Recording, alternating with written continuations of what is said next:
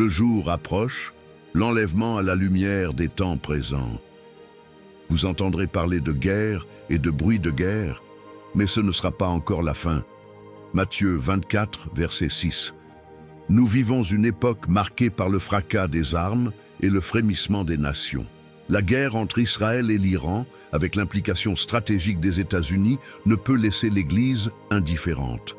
Ce que nous voyons aujourd'hui n'est pas seulement géopolitique, c'est prophétique, car le Seigneur lui-même descendra du ciel, et les morts en Christ ressusciteront, puis nous serons enlevés. 1 Thessaloniciens 4, versets 16 à 17. L'enlèvement est l'espérance glorieuse de l'Église, un moment soudain, invisible pour le monde, visible dans ses conséquences, le départ massif et incompréhensible de millions de croyants. Les signes avant-coureurs, Matthieu 24 et Luc 21, guerres au Proche-Orient, Israël, nation prophétique sous les projecteurs, Israël est au cœur des prophéties bibliques, Ézéchiel 38, verset 39, Zacharie 12, Matthieu 24. Sa simple existence est un miracle, et chaque conflit autour d'elle a une portée spirituelle. Aujourd'hui encore, elle est encerclée par des menaces, et les tensions avec l'Iran ne sont pas simplement politiques. Elles révèlent une opposition spirituelle. Israël est comme l'aiguille de l'horloge prophétique. Quand elle bouge, le monde tremble. La Bible annonce des coalitions de nations, Gog et Magog, Ézéchiel 38, contre Israël.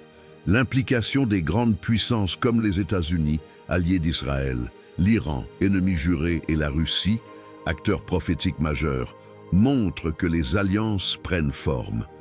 Ce n'est pas encore l'Apocalypse, mais les pièces se mettent en place comme sur un échiquier divin.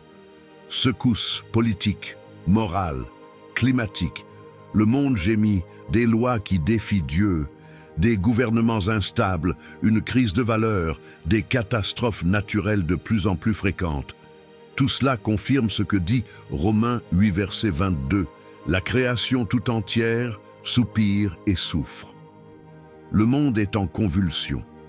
Mais ce n'est pas le chaos sans sens, ce sont les douleurs de l'enfantement avant le retour glorieux de Jésus. Tous ces signes ne doivent pas faire peur aux croyants, mais l'encourager à veiller, prier et annoncer l'Évangile avec urgence. L'Église ne dort pas, elle se prépare. Pourquoi maintenant? Lorsque vous verrez toutes ces choses, sachez que le Fils de l'homme est proche, à la porte. Matthieu 24, verset 33. La guerre n'est pas encore Armageddon, mais elle annonce l'accélération des douleurs.